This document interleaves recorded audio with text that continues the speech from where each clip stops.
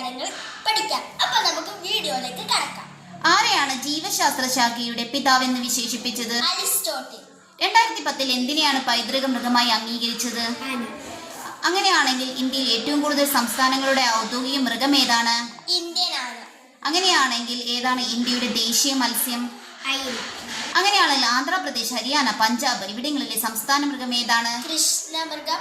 കൃഷ്ണമൃഗം. അങ്ങനെയാണെങ്കിൽ അടുത്ത ചോദ്യം ഇങ്ങനെയാണ്: കേരളത്തിന്റെ സംസ്ഥാന മത്സ്യം ഏത്? കരിമീൻ. കരിമീൻ. ആന കഴിഞ്ഞാൽ കരയിൽ ഏറ്റവും ശക്തിയേറിയ മൃഗം ഏതാണ്? കടക്കം. അങ്ങനെയാണ് ഏറ്റവും കൂടുതൽ വനമുള്ളത് ഏത് ജില്ലയാണ്? ഇടുക്കി. അതുപോലെ ഇടുക്കിയിൽ തന്നെയാണ് ഏറ്റവും വലിയ ജില്ലയും ഇടുക്കി തന്നെയാണ് അല്ലെ? ഏറ്റവും ചെറിയ ജില്ല എവിടെയാണ്?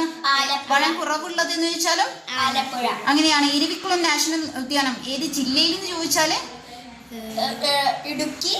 ഓക്കെ, അത് അതിന്റെ ഇരവിക്കുളം ദേശീയോദ്യാനത്തിന്റെ ആസ്ഥാനമാണ് മൂന്നാർ. തട്ടേക്കാട് പക്ഷി സങ്കേതം ആരുടെ പേരിലാണ് അറിയപ്പെടുന്നത്? Doctor Simon. തട്ടേക്കാട് പക്ഷി സങ്കേതം ഏത് ജില്ലയിലാണ്? എറണാകുളം. കടുവക്ക് മുമ്പ് ഇന്ത്യയുടെ ദേശീയ മൃഗം ഏതായിരുന്നു? സിംഹം. ഇന്ത്യ സിംഹം കണ്ടത് എവിടെയാ കാണപ്പെടുന്ന ഒരു സ്ഥലമുണ്ടല്ലോ? ഗിർവനം അല്ലെങ്കിൽ ഗുജറാത്ത്. അങ്ങനെയാണെങ്കിൽ അടുത്ത ചോദ്യം. ഹായ് കൂട്ടുകാരെ, അപ്പോൾ നമുക്ക് ഇന്നത്തെ വീഡിയോയിൽ കുറച്ച് പൊതുവിജ്ഞാനങ്ങൾ പഠിക്കാം. അപ്പോൾ നമുക്ക് വീഡിയോയിലേക്ക് കടക്കാം.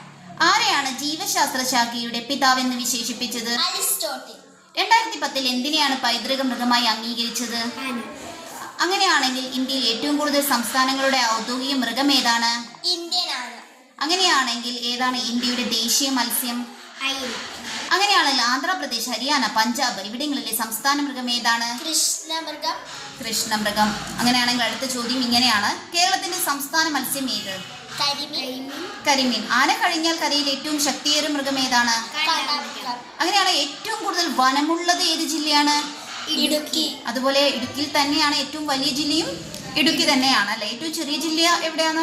ആലപ്പുഴ. വനം കുറവുള്ളത് എന്ന് ചോദിച്ചാലും ആലപ്പുഴ. അങ്ങനെയാണ് ഇരവിക്കുളം നാഷണൽ ഉദ്യാനം ഏത് ജില്ലയിൽ എന്ന് ചോദിച്ചാല് ഇടുക്കി.